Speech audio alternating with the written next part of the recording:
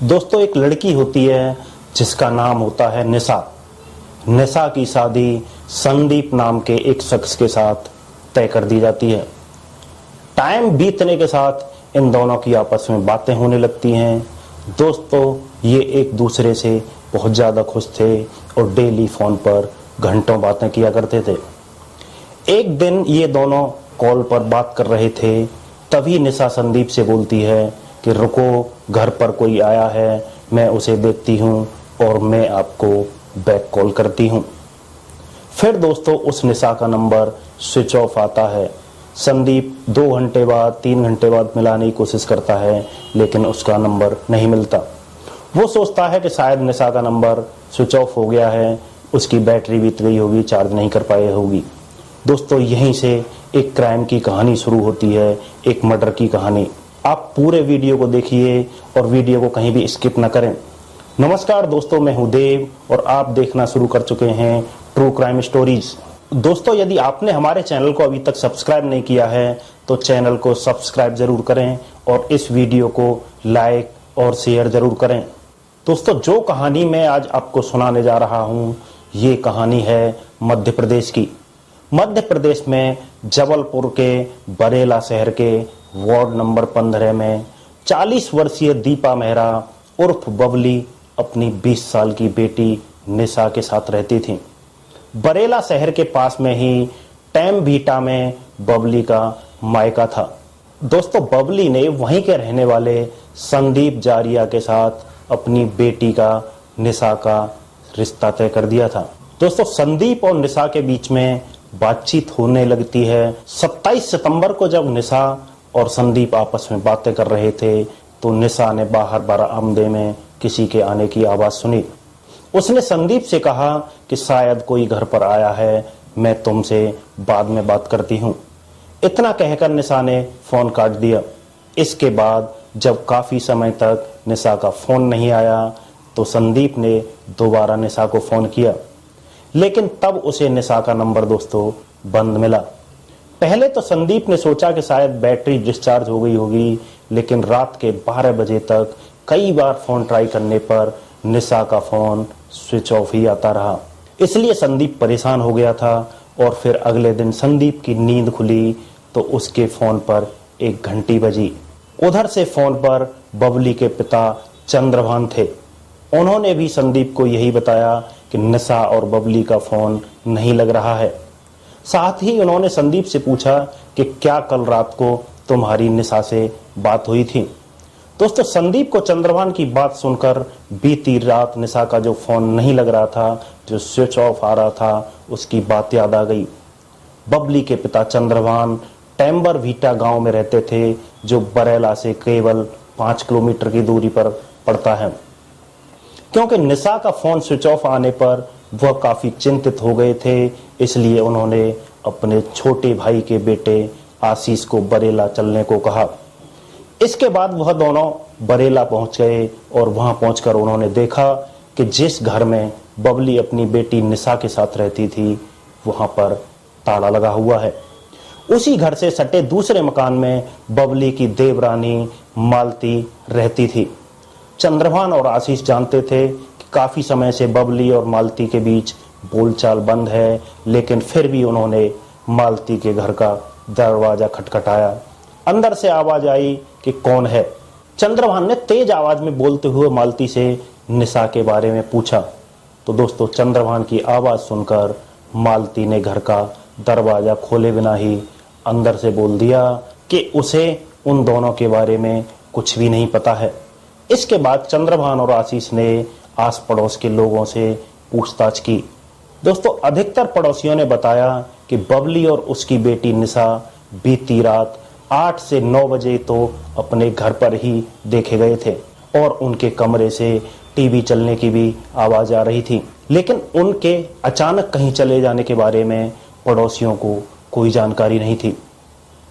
अब दिन पूरी तरह से निकल चुका था। साथ ही बरेला के इस पूरे वार्ड में माँ बेटी के रात के गायब होने की खबर फैल चुकी थी।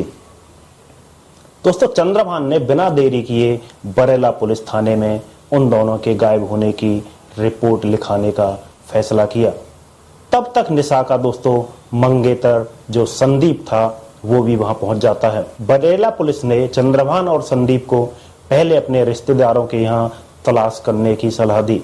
चंद्रभान के साथ उसका भतीजा आशीष और संदीप के अलावा दूसरे एक दो रिश्तेदार और बबली के बारे में पता लगाना शुरू करते हैं, उन्हें ढूंढना शुरू करते हैं। दोस्तों कई दिन बीत गए लेकिन फिर भी उनका कुछ पता नहीं चलता है। इसके बाद चंद्रभान ने थाने में जाकर निशा की और बबली की गुमशुदगी की रिपोर्ट दर्ज कराई और पुलिस पर उन दोनों को ढूंढने का दबाव बनाया। लेकिन एक सप्ताह बीत जाने के बाद भी जब पुलिस निशा और बबली को ढूंढने में असफल रही तो बबली के मायके वालों ने नाराज होकर डीएसपी और एसपी से लेकर सीएम हेल्पलाइन नंबर पर शिकायत दर्ज करा दी। उन्होंने सीधे सीधे स्थानीय पुलिस के खिलाफ शिकायत की। इस घटना को लेकर मेहरा समाज के लोगों ने भी पुलिस के खिलाफ मोर्चा खोल दिया। पुलिस की नाकामी के खिलाफ स्थानीय लोगों ने ज्ञापन देकर बरेला में नेशनल हाईवे का चक्का जाम करने की चेतावनी दे दी। इसके बाद पुलिस के आला अधिकारी हरकत में आए क्योंकि बरेला थाने में टीआई के ना होने की वजह से एसआई मुनेश लाल कौल के पास पुलिस थाने की जिम्मेदारी थी। इसलिए इस मामले की गंभीरता को देखते हुए जबलपुर एसपी सिद्धार्थ बहुगुणा ने बरेला पुलिस थाने की कमान एक तेज तर्रार डीएसपी अपूर्वा किलेदार को सौंप दी। अपूर्वा किलेदार ने दोस्तों क्राइम ब्रांच और बरेला पुलिस के साथ मिलकर इस मामले की तफ्तीश नए सिरे से शुरू कर दी। उन्होंने जांच की शुरुआत बबली और निशा पर से ही की। इस कार्यवाही में 2 अक्टूबर 2011 को डीएसपी ने बरेला थाना स्टाफ और फॉरेंसिक टीम के साथ निशा के घर पहुंचकर उनके घर का ताला खुलवाया। दोस्तों कमरा पूरी तरह से व्यवस्थित था, वहां पे कुछ भी ऐसा उन्हें नहीं लगा, लेकिन किचन में खराब हो चुके खाने की दुर्गंध उनके नाक तक आ रही थी। दोस्तों फॉरेंसिक टीम ने किचन में देखा तो वहां पका हुआ खाना रखा हुआ था। फॉरेंसिक टीम और बाकी पुलिस वाले यह देखकर हैरान थे कि जब उन्होंने खाना बनाया था तो वह आखिर दोनों बगैर खाना खाए आखिर कहां चली गईं। लेकिन फिर बबली के चचेरे भाई आशीष ने पुलिस को बताया कि जिस दिन वो मालती से बबली और निशा के बारे में पूछने गए थे तो तब मालती की बेटी ने उन्हें बताया था कि रात में हमारे घर पर संजू चाचा के साथ 2 लड़के आए थे और हमारे सोने तक भी वो लोग हमारे घर पर ही रहे थे। यह जानकारी पुलिस के लिए इस केस में बहुत ही महत्वपूर्ण कड़ी थी। डीएसपी ने उनसे पूछा कि यह संजू कौन है।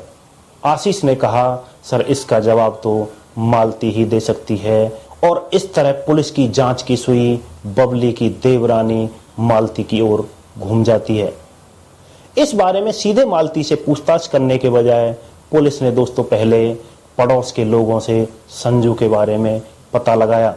जांच में पता लगा कि उसका पूरा नाम संजू त्रिपाल है और वह दूसरी जगह का रहने वाला है, लेकिन अक्सर वह इस मोहल्ले में आता जाता रहता है। अधिकतर लोगों ने संजू के बारे में यही बताया था कि मालती और संजू के बीच में अवैध संबंध है और दोस्तों वह उससे मिलने के लिए मोहल्ले में आता जाता रहता है।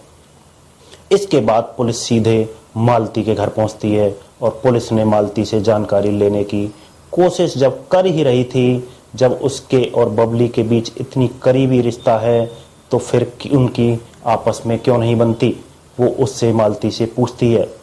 तो दोस्तों मालती ने बताया कि उनके विचार और व्यवहार एक दूसरे को पसंद नहीं है, इसलिए उनके साथ मेरी बोलचाल नहीं है। संजू के बारे में पूछने पर मालती ने बताया कि वह उसके पति का दोस्त है। चूंकि पति कामकाज के सिलसिले में हमेशा बाहर ही रहते हैं और ससुर बहुत बूढ़े हैं, इसलिए संजू उनके पति के कहने पर उनके परिवार का ध्यान रखता है। दोस्तों पुलिस द्वारा मालती से की गई पूछताछ बहुत महत्वपूर्ण साबित हुई। फिर उसी दौरान उसी पुलिस ने संजू और मालती के मोबाइल फोन की डिटेल्स निकलवाई, जिसके बाद पता चलता है कि पिछले 4 दिनों से दोनों के बीच घंटों घंटों फोन पर बात हो रही थी। साथ ही पुलिस को एक मुखबिर ने सूचना दी कि संजू अपने साथियों के साथ 3 अक्टूबर को मालती के घर आया था। इसके बाद डीएसपी अपूर्वा ने एक महिला कांस्टेबल को सादे कपड़े में मालती के घर पर तब भेजा जब मालती अपने घर पर नहीं थी। उस कांस्टेबल ने मालती की बड़ी बेटी से पूछताछ की तो उससे पुलिस को यह चौंकाने वाली जानकारी मिली। दोस्तों, मालती की बेटी ने बताया कि 27 सितंबर की रात को उनके घर पर संजू चाचा के साथ 2 लड़के आए थे और मम्मी ने हमें खाना खिलाकर जल्दी सुला दिया था, लेकिन संजू चाचा और वह दोनों लड़के देर रात तक हमारे घर पर ही थे। मालती की बेटी ने आगे बताया कि जब हम सुबह सोकर उठे उसके बाद हम जब बाहर निकले तो बाहर हमने देखा कि बड़ी मम्मी बबली के घर के ताला लगा हुआ है। मैंने सोचा शायद बड़ी मम्मी निशा दीदी को लेकर नाना जी के घर चली गई होंगी। लापता माँ और बेटी के बारे में पुलिस को अब कई तरह की जानकारी मिल चुकी थी, जिसके मुख्य केंद्र संजू और मालती ही थे और अब पुलिस को पूरा विश्वास हो गया था कि कहीं बबली और निशा का गायब होने के पीछे संजू और मालती का ही हाथ हो सकता है।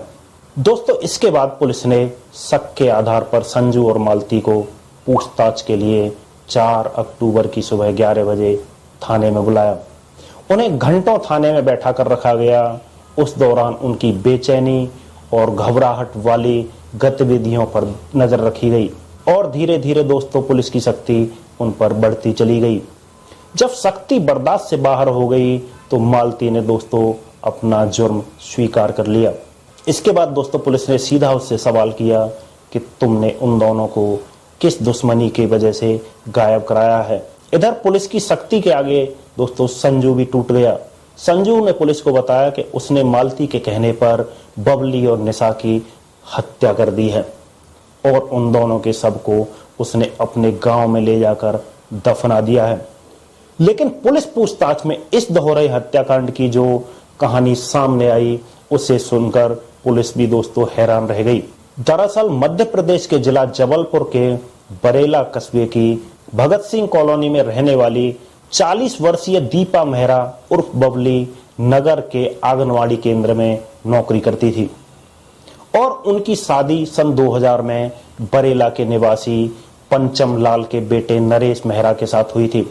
फिर शादी के 1 साल बाद यानी 2001 में निशा के जन्म के कुछ दिनों बाद ही बबली के पति नरेश की एक दुर्घटना में मौत हो गई और पंचम लाल का छोटा बेटा सुरेश राजमिस्त्री का काम करता था। उसकी शादी मालती के साथ हुई थी। इसके बाद सुरेश अपनी पत्नी और बच्चों को लेकर अलग रहने लगा था। उधर अपनी बेटी के अच्छे भविष्य के लिए सपनों को सजोने के लिए बबली अपने घर को जैसे तैसे कर चला रही थी। समय के साथ साथ निशा भी जवान हो रही थी। वह अभी किसी कॉलेज से ग्रेजुएशन के अंतिम वर्ष की पढ़ाई कर रही थी। तभी उनके नाना ने निशा का रिश्ता तय कर दिया था।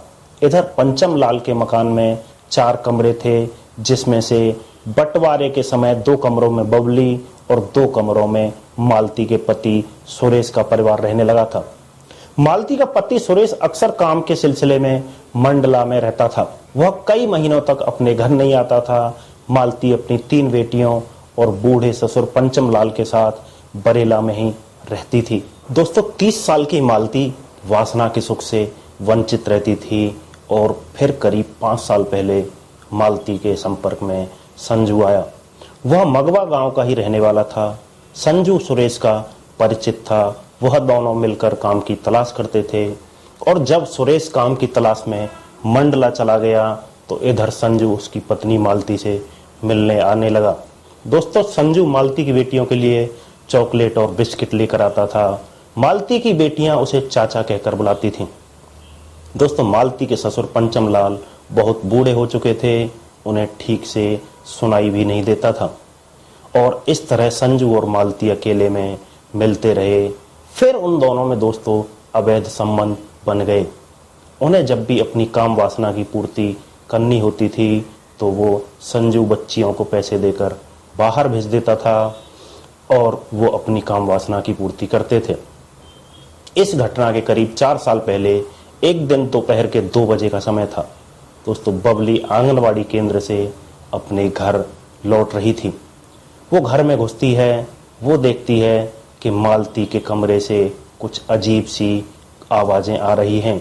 कोई व्यक्ति यानी इंसान की आवाज़ आ रही है, जबकि उस समय उसके ससुर पंचमलाल भी घर पर नहीं थे। इसके बाद मालती जब अपने कमरे में गई तो उसे पास वाले कमरे से कुछ और अजीब अजीब आवाज़ें आने लगीं। दोस्तों, उस दरवाजे में एक छेद था, उसमें से वो देखती है, एक सुराख में से जब वो अंदर झांकती है तो अंदर का नज़ारा देखकर उसके पैरों तले ज़मीन खिसक जाती है। अंदर का नज़ारा देखकर दोस्तों वो दंग रह जाती है। अंदर एक व्यक्ति और मालती दोनों आपस में संबंध बना रहे थे। हालांकि बबली पिछले कुछ दिनों से दोस्तों मालती से मिलने एक युवक आता था और उसके बारे में वो अच्छी तरह से जानती थी। बबली ने अपनी देवरानी से कई बार पूछा भी था कि संजू कौन है, लेकिन मालती ने उसे अपना भाई बताया।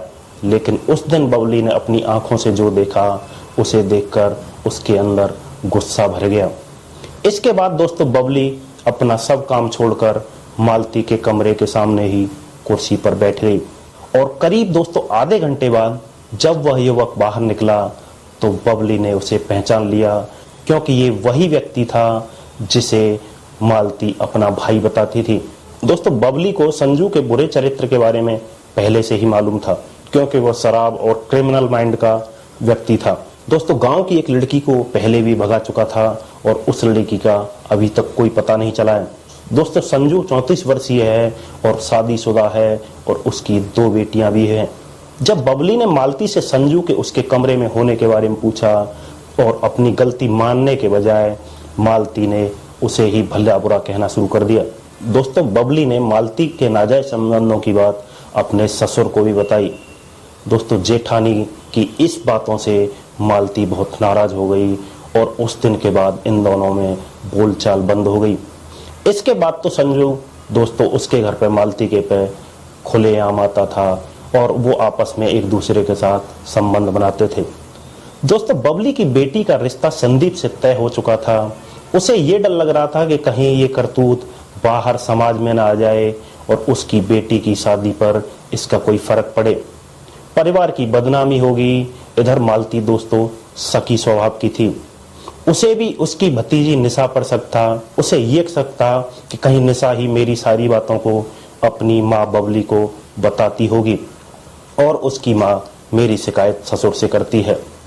इस शक के चलते वह अंदर ही अंदर डरने लगी थी कि कहीं उसके और संजू के अवैध संबंधों की बात उसके पति तक ना पहुंच जाए। दोस्तों, उधर संजू के मन में भी इसी तरह के कुछ विचार आ रहे थे कि एक दिन मालती ने संजू से कहा, अब उनके संबंधों में बबली और उनकी बेटी बाधा बन रही हैं, इसलिए उन्हें अब रास्ते से हटाना होगा। इसके बाद दोस्तों उन दोनों ने एक प्लान बनाया। संजू ने प्लान के मुताबिक इस काम को अंजाम देने के लिए अपने 2 दोस्तों राजा कौल और देवा ठाकुर को इस प्लान में शामिल किया और बदले में उन्हें दोस्तों काम पूरा होने के लिए 1 लाख रुपए देने का वादा किया था। संजू ने उन्हें कुछ पैसे एडवांस भी दिए थे। इसके बाद 27 सितंबर 2021 का समय आता है। रात के समय राजा और देवा साथ में संजू और मालती के घर ये पहुंचते हैं। इसके बाद प्लान के अनुसार मालती ने अपने ससुर पंचमलाल को खाने में नींद की गोलियां मिला दी और वो गहरी नींद में सो गए। इसके बाद उन्होंने अपनी तीनों बेटियों को भी जल्दी खाना खिलाकर दूसरे कमरे में सोने को बोल दिया। इसके बाद वह तीनों बबली के आंगन में घात लगाकर बैठ गए और फिर करीब रात के 10 बज रहे थे। जैसे ही बबली शौचालय के लिए जाने लगी तभी उन तीनों ने उसे पीछे से पकड़ लिया। इन सब बातों से बेखबर मासूम निशा अपने कमरे में अपने होने वाले पति संदीप से दोस्तों फोन पर बात कर रही थी, जो कि हम शुरू में आपको बता चुके हैं। लेकिन निशा ने बाहर कुछ आहट सुनी, उस तरफ जाने लगी, तभी वह तीनों उसके कमरे में घुस चुके थे। इसके बाद उन्होंने निशा को भी दबोच लिया और निशा की भी दोस्तों उन्होंने गला घोंटकर हत्या कर दी। माँ बेटी की हत्या करने के बाद उन्होंने उनकी लाशों को चादर में लपेटा और रात में ही मोटरसाइकिल से उन दोनों की लाश को नहर के किनारे ले जाकर झाड़ियों में फेंक दिया। इसके बाद अगले दिन तीनों ने उनकी लाशों पर नमक डालकर एक गड्ढे में दफना दिया और यह काम मगवा नहर के किनारे एक सुनसान इलाके में किया गया था, जो जगह दोस्तों मुख्य रोड से 800 मीटर दूर थी। इन्होंने ये सोचा होगा कि इतनी अंदर किसी को पता नहीं चलेगी जब हम गड्ढा खोदेंगे और इन्हें दफनाएंगे। इसके बाद एसडीएम प्रमोद सेन गुप्ता और तहसीलदार की उपस्थिति में दोस्तों पुलिस ने कुछ मजदूरों की मदद से जमीन खुदाई कराई, तो 5 फीट नीचे गहरे गड्ढे में उन दोनों माँ बेटी की लाश मिली थी। लाश एक दूसरे के ऊपर थी और काफी उस पर नमक भी छिड़का गया था। दोस्तों निशा का शव ऊपर रखा गया था और उसके नीचे उसकी माँ बबली का शव था। दोस्तों घटना स्थल पर मिले शवों की पहचान के बाद परिजनों और रिश्तेदारों के बयान दर्ज किए गए और फिर शवों का पोस्टमार्टम कराने के बाद उनका अंतिम संस्कार कर दिया गया। इस हत्याकांड में राजा और देवा की तलाश की गई और उन्हें भी दोस्तों जल्दी ही अरेस्ट कर लिया गया। हत्या के आरोपियों को गिरफ्तार करने और माँ बेटी की हत्या का पर्दाफाश करने की महत्वपूर्ण भूमिका निभाने वाले पुलिसकर्मियों को एसपी सिद्धार्थ बहुगुणा ने सराहना की। बाद में पुलिस ने आरोपी संजू और उसकी प्रेमिका मालती मेहरा और उसके दोस्त राजा कौल और देवा ठाकुर को धारा 302, 201 इसके अलावा और भी कई अन्य धाराओं में मुकदमा दर्ज करके जबलपुर कोर्ट में पेश किया। दोस्तों कोर्ट ने उन्हें सभी को सेंट्रल जेल भेज दिया गया। दोस्तों इस घटना को सुनाने का मकसद हमें आपको डराना नहीं है, भयभीत नहीं करना है, बल्कि आपको जागरूक करना है। दोस्तों आपको ये हमारी क्राइम की स्टोरी कैसी लगी हमें कमेंट बॉक्स में जरूर बताएं और हमारे वीडियो को लाइक करें और चैनल को सब्सक्राइब जरूर करें।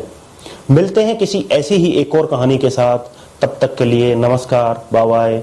अपना और अपनों का ख्याल रखें।